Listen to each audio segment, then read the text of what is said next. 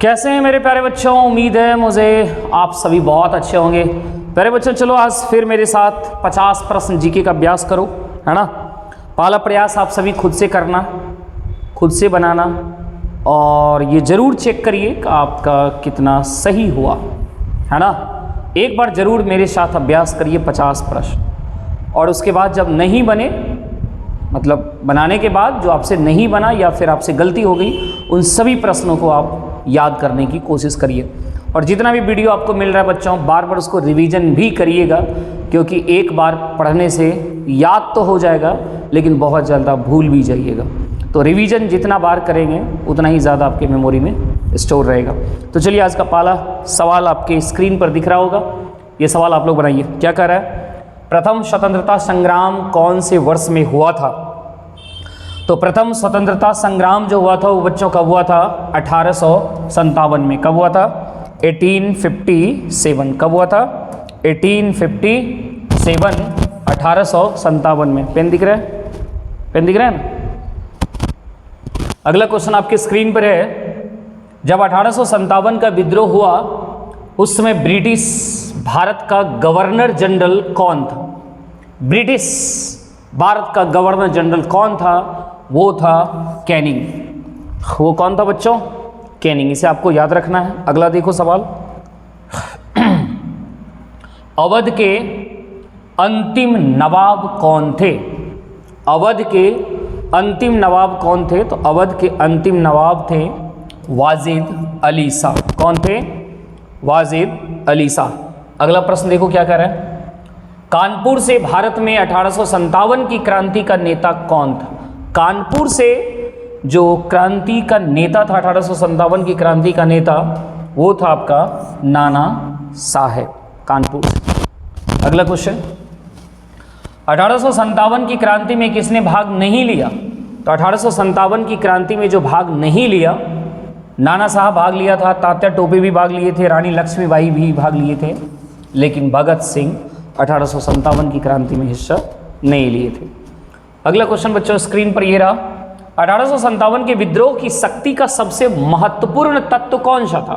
सबसे महत्वपूर्ण तत्व। नाना साहब का नेतृत्व, बहादुर शाह का सहयोग, झांसी की रानी का नेतृत्व, हिंदू मुस्लिम एकता। यस डेफिनेटली हिंदू मुस्लिम एकता। अगला नेक्स्ट क्वेश्चन आपकी स्क्रीन पर है। प्रथम स्वतंत्रता संग्राम के बाद मुगल बादशाह बहादुर शाह जफर को निर्वासित किया गया। बहादुर शाह जफर को निर्वासित करके कहाँ भेज दिया गया था? रंगून। कहाँ? रंगून। अगला, निम्नलिखित क्षेत्रों में से कौन सा 1857 के गदर से प्रभावित नहीं हुआ था? झांसी तो प्रभावित हुआ ही था, जगदीशपुर भी प्रभावित था, लखनऊ भी था, लेकिन चित्तौड़ जो है वो प्रभावित नहीं हुआ था। अगला क्वेश्चन बच्चों, 1857 का विद्रोह था, 1857 का विद्रोह था, क्या ब्रिटिश षड्यंत्र था? वो शासकों तथा भूस्वामियों द्वारा विद्रोह था, स्वतंत्रता का प्रथम युद्ध था या सैन्य विद्रोह था? तो इसे मैक्सिमम इतिहासकारों ने क्या माना है? स्वतंत्रता का प्रथम युद्ध माना है। अगला क्वेश्चन देखा जाए आपके स्क्रीन पर। 1857 के विद्रोह का तत्कालिक कारण क्या था? तो 1857 के विद्रोह का तत्कालिक कारण जो था वो था चर्बी वाले कारतूस, चर्बी वाले कारतूस का यूज करना, है ना। अगला क्वेश्चन आपके स्क्रीन पर बच्चों ये रहा। क्वेश्चन देखो क्या कर रहा है। वह पहला भारतीय सिपाही कौन था जिसने चर्बी वाले कारतूस का प्रयोग करने से इनकार कर दिया? तो इनकार किया था कौन? वो थे मंगल पांडे। कौन थे बच्चों? मंगल पांडे। अगला क्वेश्चन देखो स्क्रीन पर ये रहा। 1857 के विद्रोह के समय भारत का गवर्नर जनरल कौन था? ये क्वेश्चन रिपीटेड हो चुका, लॉर्ड कैनिंग, है ना। ये क्वेश्चन पहले भी आ चुका है। अगला क्वेश्चन है आपका, रानी लक्ष्मीबाई का मूल नाम क्या है? तो रानी लक्ष्मीबाई का मूल नाम आप याद रखना, मणिकर्णिका। क्या नाम है बच्चों? मणिकर्णिका। अगला क्वेश्चन आपकी स्क्रीन पर ये रहा। भारत के शिक्षित मध्यम वर्ग ने, भारत के शिक्षित मध्यम वर्ग ने क्या 1857 की क्रांति का विद्रोह किया था? 1857 की क्रांति का समर्थन किया था? 1857 की क्रांति में तटस्थ रहे थे? यस, क्या कहेंगे आप? तटस्थ रहे थे, है ना। अगला, 1857 की क्रांति के समय ब्रिटेन का प्रधानमंत्री कौन था? 1857 की क्रांति के समय ब्रिटेन का प्रधानमंत्री कौन था? तो याद रखिएगा, ब्रिटेन का प्रधानमंत्री था लॉर्ड पामस्टर्न। अगला है 16, सूची को मिलाइए। इधर विद्रोह का छत्र और विद्रोह का नेता, मेरठ से जो नेता थे वो नेता कौन थे? तो कदम सिंह थे, याद रखना। दिल्ली से नेता कौन थे? बहादुर शाह द्वितीय। बहादुर शाह द्वितीय को ही बहादुर शाह जफर कहते हैं ना। और हरियाणा से कौन थे? तो हरियाणा से राव तुलाराम थे। और बरेली से कौन थे? खान बहादुर खान। यानी सीधा जैसे इधर ABCD वैसे 1 2 3 4, यानी आंसर कौन सा? ए नंबर ही होना चाहिए। तो पूरा आप लोग याद करोगे बच्चों, कभी भी किसी का भी पूछा जा सकता है। अगला क्वेश्चन 17 नंबर देखो क्या कर रहा है। 1857 में अंग्रेजी साम्राज्य के विरुद्ध पंजाब में किसने सशस्त्र विद्रोह किया? तो 1857 में अंग्रेजी साम्राज्य के विरुद्ध पंजाब में जो विद्रोह किया था वो था नामधारी सिखों ने। किसने? नामधारी सिखों ने। अगला क्वेश्चन आपके स्क्रीन पर, बिहार में 1857 की क्रांति के नेता कुंवर सिंह का देहांत कब हुआ? तो इनकी मृत्यु कब हुई थी? 9 मई 1858। कब हुई थी? 9 मई 1858 को। अगला क्वेश्चन देखो क्या कह रहा है। किस प्रख्यात भारतीय इतिहासकार ने 1857 की क्रांति को क्रांति नहीं माना? कई ऐसे लोग होंगे जो अपने अपने विचार, अपनी अपनी भावना रखते होंगे। तो कोई एक फेमस इतिहासकार है जिसने 1857 की क्रांति को, है ना, मतलब क्रांति नहीं माना। वो कौन से हैं? तो वो है आपका RC मजूमदार। कौन है? RC मजूमदार। अगला क्वेश्चन देखो क्या कह रहा है। नेक्स्ट क्वेश्चन, निम्नलिखित में से कौन सा आयोग 1857 का विद्रोह दमन के बाद भारतीय फौज के नव संगठन से संबंधित है? तो वो कौन सा है? वो है पील आयोग। बहुत ही फेमस क्वेश्चन है बच्चों, ये सब याद रखना। अगला क्वेश्चन है, 1857 के विद्रोह को किस उर्दू कवि ने देखा था? तो 1857 के विद्रोह को वो कौन से उर्दू कवि थे? वो थे मिर्जा गालिब। कौन थे? मिर्जा गालिब। अगला क्वेश्चन स्क्रीन पर ये रहा बच्चों, निम्नलिखित में से कौन 1857 के विद्रोह में अंग्रेजों का सबसे कट्टर दुश्मन था? अंग्रेजों का सबसे कट्टर दुश्मन जो था वो था मौलवी अहमदुल्ला शाह। मौलवी अहमदुल्ला शाह सबसे कट्टर दुश्मन था। अगला ये क्वेश्चन कह रहा है, 1857 का विद्रोह मुख्यतः किस कारण से असफल रहा? 1857 का विद्रोह मुख्यतः किस कारण से असफल रहा? हिंदू मुस्लिम एकता की कमी, किसी सामान्य योजना और केंद्रीय संगठन की कमी? यस, आंसर क्या होना चाहिए बच्चों? बी होना चाहिए। ओके, अगला क्वेश्चन देखो स्क्रीन पर, ये क्या कह रहा है, निम्नलिखित में से किसने 1857 के विद्रोह को एक षड्यंत्र की संज्ञा दी? 1857 के विद्रोह को एक षड्यंत्र माना, वो कौन से थे? तो वो थे जेम्स ऑट्रम व W टेलर। अगला क्वेश्चन आपके स्क्रीन पर ये रहा बच्चों, निम्नलिखित वर्गों में किसने 1857 के विद्रोह में भाग नहीं लिया? 1857 के विद्रोह में कौन कौन भाग नहीं लिए? तो 1857 के विद्रोह में साहूकार भी भाग नहीं लिया था और जमींदार भी भाग नहीं लिया था। तो आंसर क्या होना चाहिए? 2 और 4। आंसर क्या होना चाहिए? 2 और 4। अगला देखो क्वेश्चन, अब 25 क्वेश्चन आपको साइंस के मिले। विद्युत रूप से परमाणु जो है वो परमाणु क्या होता है? तो वो परमाणु क्या होता है बच्चों? उदासीन होता है। क्या होता है? उदासीन होता है। किसी रेडियो सक्रिय वस्तु से उत्सर्जित अल्फा किरणें वो क्या है? तो हीलियम नाभिक। अल्फा किरणें को क्या बोलते हैं हम लोग? हीलियम नाभिक। अगला है, सोडियम क्लोराइड में क्या होता है? सोडियम क्लोराइड में क्या होता है? Sodium chloride that is NaCl ना, NaCl। सोडियम क्लोराइड में क्या होता है? तो बच्चों सोडियम क्लोराइड में क्या होता है? वैद्युत संयोजी बंध होता है। क्या होता है? वैद्युत संयोजी बंध। और वैद्युत संयोजी बंध क्या है, इसे जरूर आप लोग समझने की कोशिश करना कि ये होता क्या है। पिंडों को आवेशित करने के लिए जिम्मेदार कारक है। पिंडों को आवेशित करने के लिए जिम्मेदार कारक तो निश्चित रूप से वो इलेक्ट्रॉन है। इलेक्ट्रॉन का ही आदान प्रदान से क्या होता है ना, आवेशित होता है। इलेक्ट्रॉन का त्याग जो करता है उसमें क्या होता है? जो त्याग करता है वो धनावेशित और जो एक्सेप्ट करता है वो ऋणावेशित, ऋणात्मक होता है। किसी तत्व के गुणों को प्रदर्शित करता है। किसी तत्व के गुणों को प्रदर्शित, यानी तत्व का गुण जो है वो किस पे निर्भर करेगा बच्चों? परमाणु क्रमांक, जिसे एटॉमिक नंबर आप बोलते हैं। अगला है, किसी तत्व के परमाणुविक भार को किस में व्यक्त किया जाता है? AMU, that is atomic mass unit, atomic mass unit में, है ना। अगला क्वेश्चन है, किसी तत्व के परमाणु में 10 इलेक्ट्रॉन, 10 प्रोटॉन और 12 इलेक्ट्रॉन है, उस तत्व का परमाणुिक भार कितना है? पहले बच्चों, जैसा आप सभी को पता होना चाहिए कि प्रोटॉन की संख्या और इलेक्ट्रॉन की संख्या दोनों आपस में क्या होता है? बराबर होता है। प्रोटॉन की संख्या और इलेक्ट्रॉन की संख्या, number of proton and number of electron, ये दोनों संख्या आपस में क्या होती है? बराबर होती है, ठीक है। और आप जानते हैं कि न्यूट्रॉन की संख्या और प्रोटॉन की संख्या दोनों को जोड़ दिया जाए तो ये क्या कहलाता है? परमाणु भार। क्या हो जाता है? परमाणु भार, है ना। यहाँ पूछा है कुछ तत्व का परमाणुिक भार कितना होगा, तो भार जो होता है वो प्रोटॉन की संख्या और न्यूट्रॉन की संख्या दोनों को जोड़ दीजिए, 10 + 12 बराबर कितना होगा? 2200। ये चीज़ याद रखना बच्चों, न्यूट्रॉन की संख्या प्लस प्रोटॉन की संख्या क्या बताता है? परमाणु भार, है ना। ओके, और परमाणु संख्या क्या होता है? प्रोटॉन की संख्या को ही एटॉमिक नंबर बोला जाता है ना। अगला, निम्नलिखित में से 20 न्यूट्रॉन व 18 इलेक्ट्रॉन वाला कण कौन सा है? तो देखो यहाँ पे न्यूट्रॉन की संख्या कितना दे रखा है? 20, और 18 क्या है? Electron, right. और पूछ रहा है इनमें से कौन सा, निम्नलिखित में से 20 न्यूट्रॉन व 18 इलेक्ट्रॉन। अच्छा बच्चों, तो देखो इलेक्ट्रॉन की संख्या यदि 18 है तो इलेक्ट्रॉन की संख्या जितनी होती है उतना ही तो प्रोटॉन की संख्या होती है। नंबर ऑफ प्रोटॉन की संख्या भी कितना? 18 ही हो गया। और न्यूट्रॉन की संख्या कितना दिखा रहा है? 20।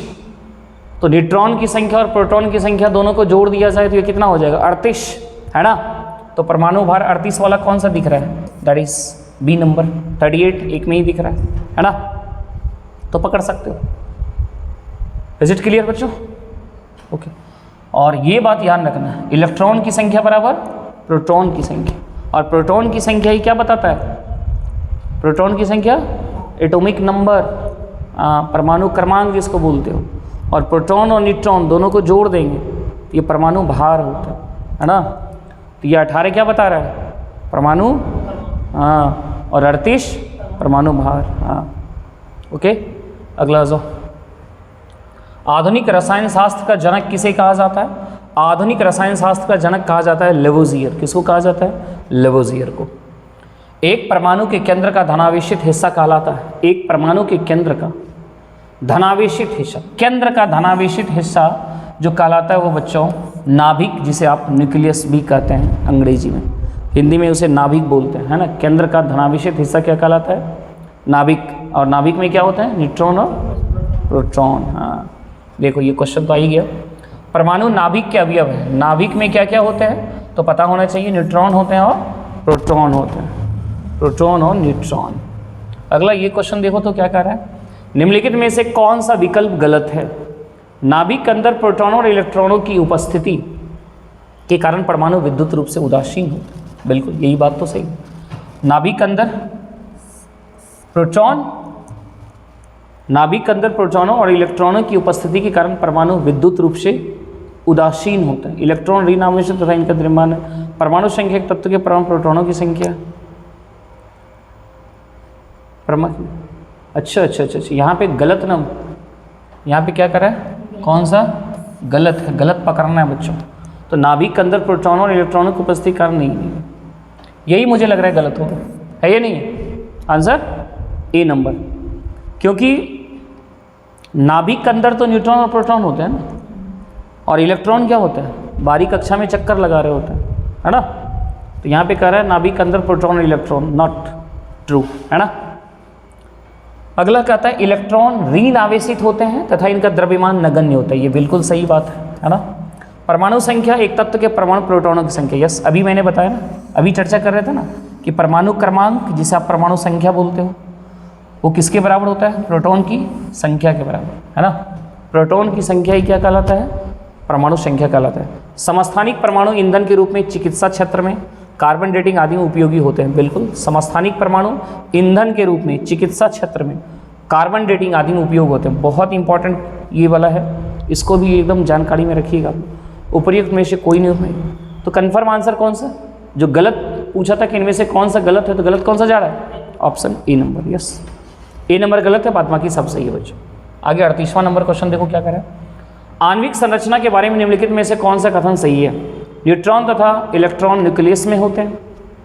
नहीं, न्यूक्लियस यानी नाभिक, नाभिक में न्यूट्रॉन इलेक्ट्रॉन होते हैं। नहीं, गलत।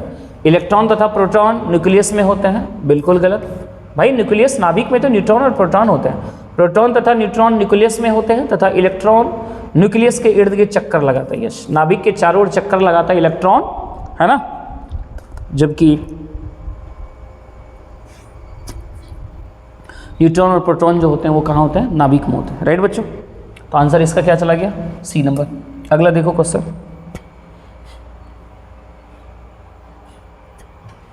निम्नलिखित में से कौन सा अणु का भाग नहीं, एटम का भाग नहीं, कौन सा अणु का भाग नहीं? तो इलेक्ट्रॉन होते हैं, उसमें प्रोटॉन भी होते हैं, न्यूट्रॉन भी होते हैं, लेकिन फोटोन नहीं होते। तो फोटोन जो है वो अणु का भाग नहीं है। अगला क्वेश्चन देखिए क्या कर रहा है। एक ही प्रकार का परमाणु निम्न में से किसमें मिलता है? तत्व में आपको एक ही प्रकार के परमाणु मिलेंगे। तत्व में क्या होंगे? एक ही प्रकार के परमाणु मिलेंगे, क्योंकि यहाँ तो दो या दो से अधिक तत्वों को मिला के बनाते हैं। यहाँ भी मिश्रण में कई तत्व आपको देखने को मिलेंगे, है ना। तो एक ही प्रकार के परमाणु आपको कहाँ देखने को मिलेंगे? तत्व में, एलिमेंट। ओके, अगला क्वेश्चन है, परमाणुवीय नाभिक किसने खोजा था? नाभिक, नाभिक की खोज किसने किया था? नाभिक की खोज किया था बच्चों रदरफोर्ड ने। याद रखना, ये सब मोस्ट इंपॉर्टेंट क्वेश्चन है। एटम में न्यूट्रॉन की खोज किसने किया? न्यूट्रॉन की खोज किसने किया? न्यूट्रॉन की खोज किया था चैडविक ने। न्यूट्रॉन की खोज किसने किया था? चैडविक ने। इलेक्ट्रॉनों की खोज किसने किया? तो इलेक्ट्रॉन की खोज किया था जे थॉमसन ने। कौन? जे थॉमसन ने। अगला क्वेश्चन देखो, प्रोटॉन की खोज किसने किया? इलेक्ट्रॉन, प्रोटॉन, न्यूट्रॉन, पॉजिट्रॉन, सब याद रखो। प्रोटॉन की खोज किसने किया? तो ये किया था किसने बच्चों? That is Goldstein. किसने किया था? गोल्डस्टीन। अगला क्वेश्चन है दोबारा, पॉजिट्रॉन की खोज किसने किया? पॉजिट्रॉन। पॉजिट्रॉन की खोज किसने किया? एंडरसन। किसने किया? एंडरसन ने। इसे भी याद रखिएगा, ये भी पूछता रहता है। जैसे मूलभूत कण है, पदार्थ का जो मूलभूत कण है, पदार्थ का मूलभूत कण कौन सा है बच्चों? वो है आपका क्वार्क। क्या है? क्वार्क। और क्या होता है? और क्या होता है दूसरा?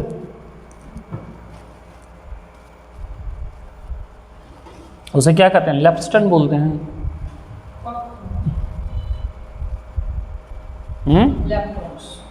क्या पढ़ते हो उसको?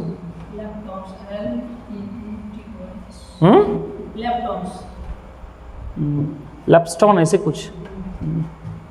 अगला देखो क्या है, बहुचर्चित गॉड पार्टिकल है। ये गॉड पार्टिकल के नाम से कौन जाने जाता है?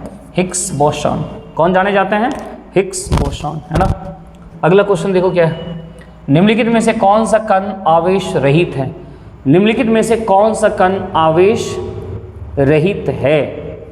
कौन सा कण आवेश रहित है? तो आवेश रहित जो है वो कौन सा है बच्चों? Alpha, electron, neutron, proton. इसका आंसर क्या होना चाहिए? इसका आंसर सी होना चाहिए, न्यूट्रॉन। क्या होना चाहिए? न्यूट्रॉन, क्योंकि आवेश इसी में तो नहीं रहता है ना। क्या? अगला देखो, नेक्स्ट क्वेश्चन क्या कर रहा है, हीलियम के नाभिक में होता है। हीलियम के नाभिक में 2 प्रोटॉन एवं 2 न्यूट्रॉन। हीलियम के नाभिक में 2 प्रोटॉन और 2 न्यूट्रॉन होते हैं। निम्नलिखित में से किसमें ऋणात्मक आवेश होती है? तो ऋणात्मक आवेश जो होती है बच्चों वो अल्फा नहीं, बीटा। किस में होता है? बीटा में। ऋणात्मक आवेश किस में होता है? बीटा में होता है। आंसर सी होना चाहिए। तो बच्चों ये थे आपके 50 मोस्ट इंपॉर्टेंट, और सभी के सभी आप देख रहे होंगे कि एग्जाम में ही पूछे गए प्रश्न हैं। तो सभी प्रश्नों को बच्चों आप 15 से 20 मिनट का वीडियो रहता है, आप उसे जरूर देखिए, डेली देखिए, कंप्लीट देखिए। निश्चित रूप से आपको बहुत फ़ायदा होगा यदि आप रेगुलर इस पर टिके रहेंगे और बच्चों बार बार रिवीजन करते रहोगे। वीडियो को जैसे आज आपने देखा तो एक बार याद कर लो, एक बार प्रैक्टिस भी करिए और देखिए आपसे कितना बन पाता है, और उसके बाद आंसर भी मैच करिए कि आपका कितना सही हुआ, और साथ ही साथ जो गलत हुआ उसको आप याद कर लीजिए। और लगातार प्रीवियस वीडियो को भी आप रिवीजन करते रहिए, और लगातार आप 1 घंटा 2 घंटा भी डेली यदि आप देते हैं, मुझे विश्वास है कि 6 महीने में आपका जीके बहुत अच्छा होगा, बहुत अच्छा। शायद आप कितने 6 महीने बिता दिए होंगे लाइफ का, है ना। लेकिन बच्चों ये कोशिश करो, शुरुआत करो आज से ही सही, लेकिन लगातार होनी चाहिए। मुझे विश्वास है जीके बहुत अच्छा हो जाएगा, है ना। लगातार पढ़ने से ही जीके अच्छा होगा। तो चलो बच्चों, कैसा लगा आज का वीडियो? यदि अच्छा लगा होगा तो जरूर लाइक करिएगा, कमेंट भी करिएगा, और दोस्तों तक शेयर भी जरूर करिएगा। और यदि आप नए हमारे चैनल पर तो निश्चित रूप से सब्सक्राइब जरूर करिएगा। धन्यवाद, थैंक यू सो मच।